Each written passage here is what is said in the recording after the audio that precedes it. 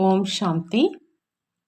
அவ்யக்த முரளி 1/4/1982. அவ்யக்த பாப்தாதா, மதுபன். இன்றைய முரளியின் தலைப்பு பாக்கியத்தின் ஆதாரம் தியாகம். இன்று பாக்கியத்தை உருவாக்கும் பாப்தாதா தன்னுடைய அனைத்து குழந்தைகளின் தியாகம் மற்றும் பாக்கியம் இரண்டையும் பார்த்துட்டு இருக்கிறாங்க. என்ன தியாகம் செய்தோம் மற்றும் என்ன பாக்கியம் அடைந்தோம். 1 மடங்கு தியாகத்துக்கு பலனா பல மடங்கு பாக்கியம் கிடைக்குது. 1 மடங்கு தியாகத்துக்கு பலனா பல மடங்கு பாக்கியம் கிடைக்குது. தியாகத்தின் நுணுக்கமான விளக்கத்தை தெரிஞ்சிருந்தாலும் எந்த குழந்தைகள் கொஞ்சம் தியாகம் செஞ்சாலும் பாக்கியத்தினுடைய ரேகை மிக தெளிவானதாக மற்றும் பெரியதாக ஆயிடும். தியாகத்துக்கும் விதவிதமான நிலைகள் இருக்குதுன்னு சொல்றாங்க பாபா. பொதுவா பிரம்மா குமார் மற்றும் பிரம்மா குமாரி ஆகியிருக்கீங்க அப்படின்னா இதுவும் தியாகத்தினுடைய பாக்கியமாக பிராமண வாழ்க்கை கிடைச்சிருக்குது. இந்த வகையில எப்படி அனைவரும் தியாகம் செய்பவர்களாகவும் ஆகிட்டீங்க. ஆனா தியாகத்திலும் வரிசை கிரமம் இருக்குது. ஆகையினால பாக்கியத்தை அடைவதிலும் வரிசை கிரமம் இருக்குது. அனைவரும் தன்னை பிரம்மா குமார் பிரம்மா குமாரி என்று சொல்றீங்க.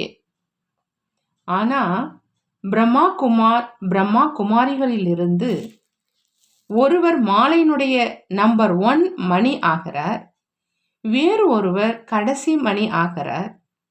ஆனால் இருவருமே பிரம்மா குமார் பிரம்மா குமாரி தான். அனைவரும் சூத்திர வாழ்க்கையை தியாகம் செஞ்சிருக்கீங்க. இருந்தும் நம்பர் 1 மற்றும் கடைசியில் இருக்கும் அந்த வித்தியாசம் ஏன்? குடும்ப வாழ்க்கையில ட்ரஸ்டி ஆகி நடந்து கொண்டாலும் குடும்ப வாழ்க்கையிலிருந்து விடுபட்டு சேவாதாரி ஆகி எப்பொழுதும் சேவை நிலையத்தில் இருக்கிறீங்க இருந்தாலும் 2 விதமான பிராமண ஆத்மாக்களும் ட்ரஸ்டியாக இருந்தாலும் சேவாதாரியாக இருந்தாலும் இருவர்களுமே பிரம்மா குமார் குமாரி அப்படிதான் சொல்றீங்க. குடும்ப பெயர் இருபாலருக்குமே ஒன்றுதான். ஆனா இருவர்களுக்குமே தியாகத்தின் ஆதாரத்தில் பாக்கியம் உருவாகி இருக்குது. சேவாதாரி ஆகி சேவை நிலையத்துல இருப்பது என்பதுதான் உயர்ந்த தியாகம் மற்றும் பாக்கியம் அப்படின்னு சொல்ல முடியாது. ட்ரஸ்டி ஆத்மாக்களும் தியாக உள் உணர்வு மூலமா மாலையில நல்ல வரிசை என்ன பெற முடியும். ஆனா உண்மையான மற்றும் சுத்தமான உள்ளமுள்ள ட்ரஸ்டியாக இருக்கணும்னு சொல்றாங்க பாபா. பாக்கியத்தை அடைவதற்கான அதிகாரம் இருவருக்குமே இருக்குது. பாக்கியத்தை அடைவதற்கான அதிகாரம் இருவர்களுக்குமே இருக்குது. ஆனா சிரேஷ்ட பாக்கிய ரேகையை போடுவதற்கான ஆதாரம் சிரேஷ்ட எண்ணம் மற்றும் சிரேஷ்ட காரியம் ட்ரஸ்டி ஆத்மாவாக இருந்தாலும் சேவாதாரி ஆத்மாவாக இருந்தாலும் இருபாலருமே இதே ஆதாரத்தின் மூலமாக வரிசை எண்ணை பெற முடியும். பாக்கியத்தை உருவாக்குவதற்கு இருவர்களுக்குமே முழு அதிகாரம் இருக்குது.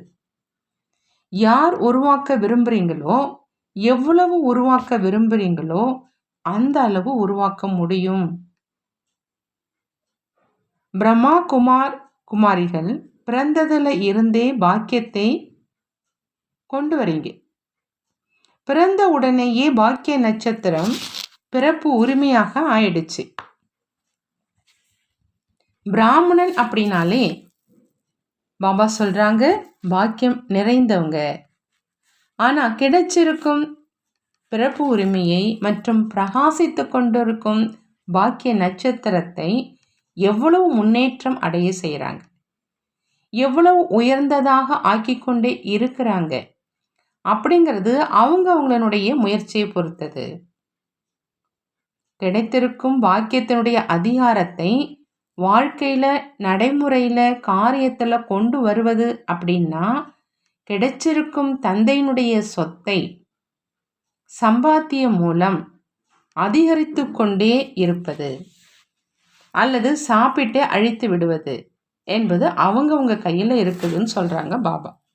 பிறந்த உடனேயே பாப்தாதா அனைவருக்கும் ஒரே மாதிரி சிரேஷ்ட பாக்கியவானாக ஆகுக அப்படிங்கிற வரதானம் என்று சொன்னாலும், பாக்கியத்தினுடைய சொத்து அப்படின்னு சொன்னாலும் ஒரே மாதிரி தான் கொடுத்திருக்கிறாங்க. அனைத்து குழந்தைகளுக்கும் ஒரே மாதிரி தான் கண்டெடுக்கப்பட்ட குழந்தைகளே, செல்லமான குழந்தைகளே அப்படிங்கிற பட்டங்களை கொடுக்கிறாங்க. சிலரை செல்லமானவங்க அப்படின்னும் சிலரை மற்றவர்கள் அப்படின்னும் சொல்றது கிடையாது. ஆனால் சொத்தை பாதுகாப்பது மற்றும் அதிகப்படுத்துவதில் வரிசை கிரமமானவர்களாக ஆகிடுறாங்க. சேவாதாரிகளுக்கு 10 மடங்கு கொடுக்கறாங்க மற்றும் ட்ரஸ்டிகளுக்கு 2 மடங்கு கொடுக்கறாங்க என்று அப்படி கிடையாது. அனைவரையும் பல மடங்கு செல்வந்தர்கள் அப்படின்னு சொல்றாங்க. ஆனால் பாக்கியம் என்ற பொக்கிஷத்தை பாதுகாப்பது, அதாவது தனக்குள்ள தாரணை செய்வது, மேலும் பாக்கியம் என்ற பொக்கிஷத்தை அதிகரிப்பது, அதாவது எண்ணம் சொல் மூலமாக காரியத்தில் ஈடுபடுத்துவது, இதில் வரிசை கிரமமாக ஆயிடுறாங்கன்னு சொல்கிறாங்க பாபா. அனைவரும் சேவாதாரியாகவும் இருக்கீங்க, அனைவரும் தாரணை நிறைந்தவர்களாகவும் இருக்கீங்க.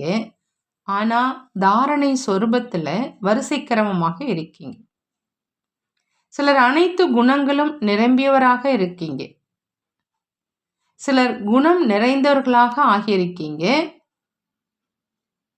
சிலர் எப்பொழுதும் தாரணை சொரூபமாக இருக்கீங்க, சிலர் சில நேரம் தாரணை சொரூபமாக இருக்கீங்க, சிலர் மேலே கீழே ஆடும் சொரூபமாக இருக்கீங்க. ஒரு குணத்தை தாரணை செஞ்சீங்க அப்படின்னா இன்னொன்றை தேவையான நேரத்தில் காரியத்தில் கொண்டு வர முடியாது. எப்படி ஒரே நேரத்தில் சகித்து கொள்ளும் சக்தியும் வேணும், மேலும் கூடவே உள்ளடக்கும் சக்தியும் வேணும். ஒருவேளை ஒரு சக்தி மற்றும் சகிப்புத்தன்மை அப்படிங்கிற அந்த குணத்தை தாரணை செஞ்சிடுறீங்க, மேலும் உள்ளடக்கும் சக்தி மற்றும் குணத்தை கூடவே உபயோகிக்க முடியல அப்படின்னா பிறகு சொல்வீங்க, நான் எவ்வளவு சகிச்சுக்கிட்டேன் இல்லையா, இதை குறைவாக செய்தேனா அப்படின்னு சொல்வீங்க. நான் இவ்வளவு சகிச்சுக்கிட்டேன் அப்படின்னு எனக்கு தெரியும், ஆனால் சகித்து கொண்ட பிறகு உள்ளடக்கும் சக்தியை உபயோகிக்கல அப்படின்னா என்ன ஆகும்? இவர் இதை செய்தார், நான் இதை செய்தேன், அப்படி இங்கு வர்ணனை இருக்கும். சகிச்சுக்கிட்டீங்க, இந்த அதிசயத்தையும் அவசியம் செஞ்சீங்க, ஆனால் அதிசயத்தை வர்ணனை செஞ்சு குழப்பத்தில் மாற்றிட்டீங்க. ஏன் அப்படின்னா வர்ணனை செய்வதனால ஒன்றோ தேக அபிமானம் மற்றும் இன்னொன்று பரசிந்தனை, 2 சொரூபமும் காரியத்தில் வந்துடுது. இதே விதமாக ஒரு குணத்தை தாரணை செஞ்சீங்க, இன்னொன்றை செய்யலை அப்படின்னா என்ன தாரணை சொரூபம் இருக்கணுமோ அது உருவாகிறது கிடையாது. இந்த காரணத்தினால கிடைத்திருக்கும் பொக்கிஷத்தை எப்பொழுதும் தாரணை செய்ய முடியல, அதாவது பாதுகாக்க முடியல.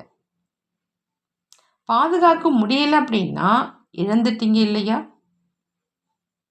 சிலர் பாதுகாக்கிறாங்க, சிலர் இழந்துடுறாங்க. அவங்களுக்கு வரிசை எண்ணம் இருக்காது இல்லையா? அப்படி சேவையில் ஈடுபடுவது அப்படின்னா பாக்கியத்தினுடைய செல்வத்தை அதிகரிப்பது. இதில் கூட சேவையோ அனைவரும் செய்கிறீங்க, ஆனால் உண்மையான உள்ளத்தோடு முழு ஈடுபாட்டோடு சேவை செய்வது மற்றும் சேவாதாரி ஆகி சேவை செய்வது, இதுலேயும் வித்தியாசம் ஏற்பட்டுடுது. சிலர் உண்மையான உள்ளத்தோடு சேவை செய்கிறாங்க, மேலும் சிலர் புத்தியின் ஆதாரத்தில் சேவை செய்கிறாங்க. வித்தியாசமும் இருக்கும் இல்லையா? புத்தி கூர்மையானது, பாயிண்ட்டுகள் அதிகம் இருக்குது, அதன் ஆதாரத்தில் சேவை செய்வது உண்மையான உள்ளத்தோடு சேவை செய்வது என்ற இதில் இரவு பகலுக்கான வித்தியாசம் ஏற்பட்டுடுதுன்னு சொல்கிறாங்க பாபா. உள்ளபூர்வமாக சேவை செய்கிறவங்க பரந்த உள்ளமுடையவரின் குழந்தையாக ஆக்குவார். ஆனால் புத்தி மூலம் சேவை செய்கிறவங்க சொல்வதற்கும் மற்றும் சொல்ல வைப்பதற்கும் மட்டுமே கற்றுக் கொடுப்பாங்க. அவர் சிந்தனை செய்வாங்க, இவங்க வர்ணனை செய்வாங்க. ஒருவர் சேவாதாரி ஆகி சேவை செய்கிறவங்க, இன்னொருவர் பெயர் பெற்றவர் ஆவதற்காக சேவை செய்கிறவங்க. வித்தியாசம் ஏற்பட்டு விட்டது தான் இல்லையா? உண்மையான சேவாதாரி யாருக்கு சேவை செய்வாங்களோ அவங்களுக்கு பிராப்தியினுடைய பிரத்யக்ஷ பலனை அனுபவம் செய்விப்பாங்க. பெயர் பெற்றவர் ஆகக்கூடிய சேவாதாரி அந்த நேரம் நல்ல பெயரை பெறுவாங்க. மிக நன்றாக கூறினார், மிக நன்றாக பேசினார் என்று பெயர் பெறுவார்.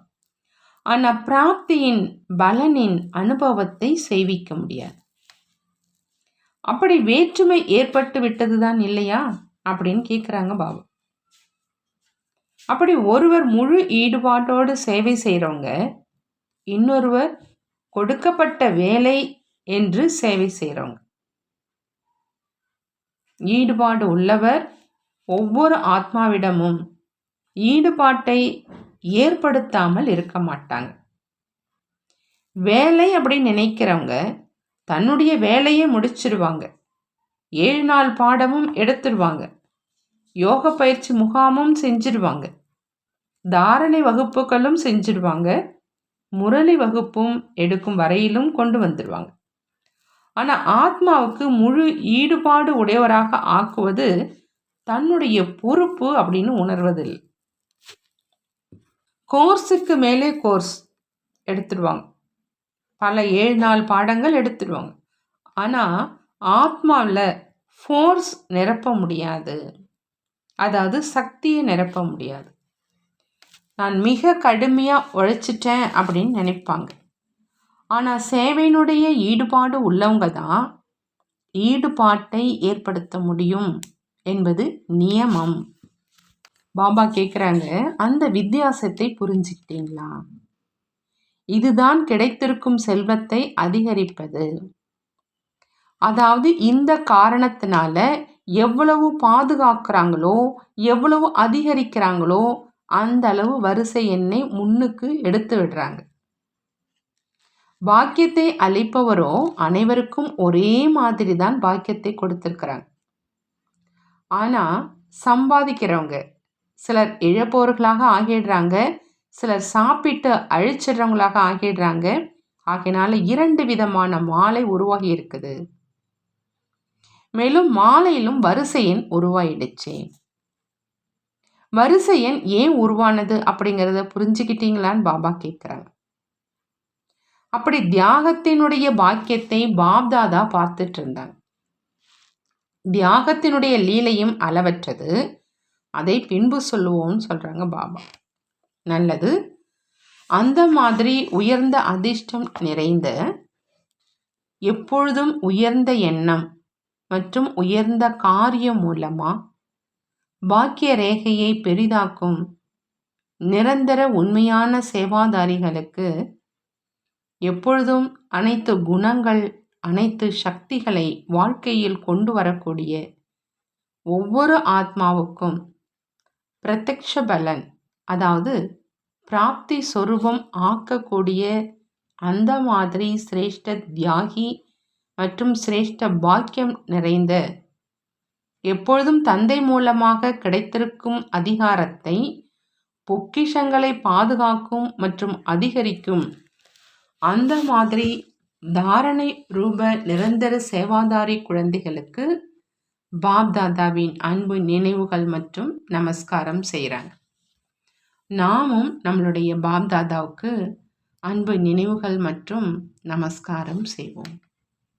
பார்ட்டிகளோடு அவ்யக்த பாப்தாதா சந்திக்கிறாங்க.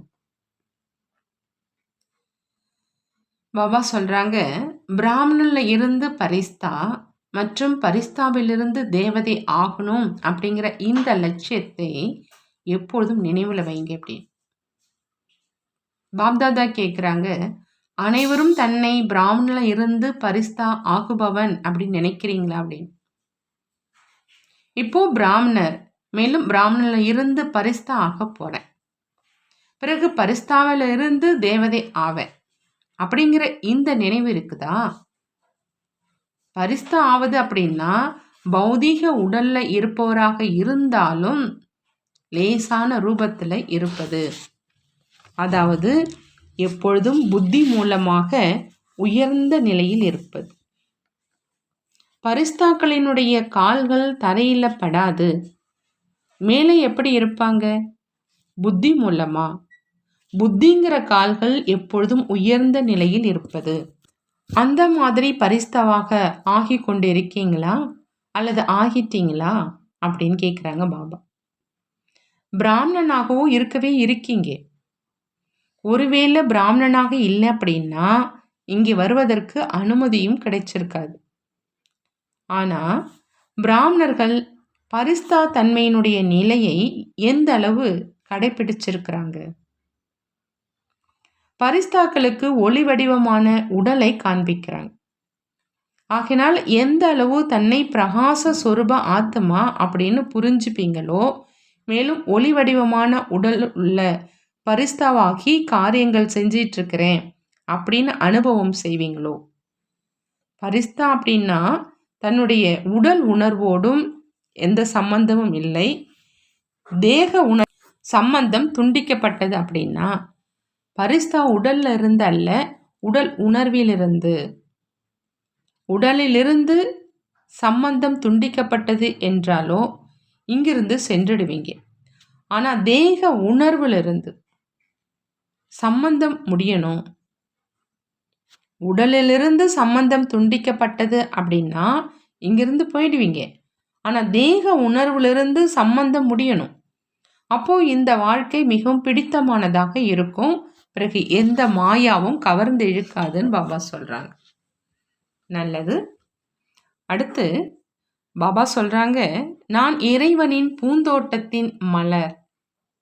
நான் இறைவனின் பூந்தோட்டத்தின் மலர். இந்த சோமானத்தில் இருங்க அப்படின்னு சொல்றாங்க. எப்பொழுதும் தன்னை பாப்தாதாவின், அதாவது அல்லாவின் பூந்தோட்டத்தின் மலர் அப்படின்னு புரிந்து நடந்துக்கிறீங்களான்னு கேட்குறாங்க. நான் ஆன்மீக ரோஜா மலராகி எப்பொழுதும் ஆன்மீக நறுமணத்தை பரப்புறேனா அப்படின்னு தன்னிடமே கேளுங்க. எப்படி ரோஜாவினுடைய நறுமணம் அனைவருக்கும் இனிமையானதாக அனுபவம் ஆகும், மேலும் அந்த நறுமணம் நாலாபுறமும் பரவிடுது. அது ஸ்தூலமானது, அழியக்கூடியது. மேலும் நீங்கள் அனைவரும் அழியாத உண்மையான ரோஜா மலர்கள். ஆகையினால எப்பொழுதும் அழியாத உண்மையான ரோஜா மலர்கள். எனவே எப்பொழுதும் அழியாத ஆன்மீகத்தினுடைய நறுமணத்தை பரப்பிக்கொண்டே இருக்கீங்களான்னு கேட்குறாங்க. நான் அல்லாவினுடைய பூந்தோட்டத்தின் மலராக ஆயிட்டேன் அப்படிங்கிற இந்த சுயமரியாதையிலேயே இருங்க. இதைவிட உயர்ந்த சுயமரியாதை வேறு எதுவுமே இருக்க முடியாது. ஆஹா என்னுடைய சிரேஷ்ட பாக்கியம் அப்படிங்கிற இந்த பாடலை எப்பொழுதும் பாடிக்கிட்டே இருங்க. கள்ளம் கபடமற்றோருடன் ஒப்பந்தம் செஞ்சுக்கிட்டீங்க அப்படின்னா சாதுரியமானவராக ஆயிட்டீங்க இல்லையா? யாரை தன்னுடையவராக ஆக்கியிருக்கீங்க? யாரோடு ஒப்பந்தம் செஞ்சிருக்கீங்க? 3 உலகங்களையும் ஒப்பந்தத்தில் பெற்றுட்டீங்க இல்லையா? இன்றைய உலகத்தில் மிகப்பெரிய செல்வந்தன் இருந்தாலும் இவ்வளோ பெரிய ஒப்பந்தத்தை யாருமே செய்ய முடியாது. அந்த அளவு மகான் ஆத்மாக்கள் நீங்க. இந்த மகா நிலையை நினைவுல வைத்து நடந்து கொண்டே இருங்கிறாங்க பாபா. அடுத்து பாபா சொல்றாங்க, பிராமணர்களுடைய கடமை குஷியினுடைய தானம் செஞ்சு மகாதானியாக ஆகிறது. குஷியினுடைய தானம் செஞ்சு மகாதானியாக ஆகிறது தான் பிராமணனுடைய கடமைன்னு பாபா சொல்றாங்க. அனைத்தையும் விட மிக உயர்ந்த பொக்கிஷம் குஷியினுடைய பொக்கிஷம். பொக்கிஷம் என்ன ஒருவரிடம் இருக்குமோ அது தானம் செய்யப்படும். பாபா சொல்றாங்க, நீங்க குஷியினுடைய பொக்கிஷத்தை தானம் செஞ்சுக்கிட்டே இருங்க. நீங்க யாருக்கு குஷியை கொடுப்பீங்களோ அவங்க அடிக்கடி உங்களுக்கு நன்றி கூறிக்கிட்டே இருப்பாங்க. துக்கமான ஆத்மாக்களுக்கு குஷியினுடைய தானம் செஞ்சிட்டீங்க அப்படின்னா உங்களுடைய மகிமை பாடுவாங்க. மகாதானி ஆகுங்க. அனைவருக்கும் குஷியினுடைய பொக்கிஷத்தை வழங்குங்க. தன்னை போன்றவர்களை எழுப்பிடுங்க. வழி காண்பீங்க. சேவையின்றி பிராமண வாழ்க்கை இல்லை. சேவை இல்லை அப்படின்னா குஷி இல்லை. ஆகையினால எப்பொழுதும் சேவையில் ஈடுபட்டுட்டே இருங்க. தினசரி யாருக்காவது அவசியம் தானம் செய்யுங்க. தானம் செய்யாமல் தூக்கமே வரக்கூடாதுன்னு சொல்றாங்க பாபா. வரதானம்: அமைதியின் சக்தி மூலம் சமஸ்காரம் ஒத்துப்போவது மூலமாக அனைத்து காரியங்களையும் வெற்றியடை செய்யும் எப்பொழுதும் தடையற்றவர் ஆகுக. எப்பொழுதும் தடையற்றவராக ஆகணும் அப்படின்னா பாபா சொல்றாங்க, அமைதி சக்தி மூலமா சமஸ்காரம் ஒத்து போவது மூலமா எல்லா காரியங்களையும் வெற்றியடைய செய்யணும். அமைதி சக்தி மூலமும் சமஸ்காரம் ஒத்து போவது மூலமா எல்லா காரியங்களையும் வெற்றியடைய செய்யும் பொழுது எப்பொழுதும் தடையற்றவராக ஆகலான்னு சொல்றாங்க. யார் தந்தையை பார்க்குறாங்களோ, தந்தையை பின்பற்றி நடக்கிறாங்களோ அவங்க தான் எப்பொழுதும் தடையின்றி இருக்க முடியும். யார் தந்தையை பார்க்குறாங்களோ, தந்தையை பின்பற்றி நடக்கிறாங்களோ அவங்க தான் எப்பொழுதுமே தடையின்றி இருக்க முடியும். சகோதரன் சகோதரியை பார்க்கறதுனால குழப்பம் ஏற்படுது. ஆகையினால இப்போ தந்தையை பின்பற்றி நடந்துக்கிட்டே தந்தைக்கு சமமான சமஸ்காரத்தை உருவாக்குனீங்க அப்படின்னா சமஸ்காரம் இணைந்து செல்லும்.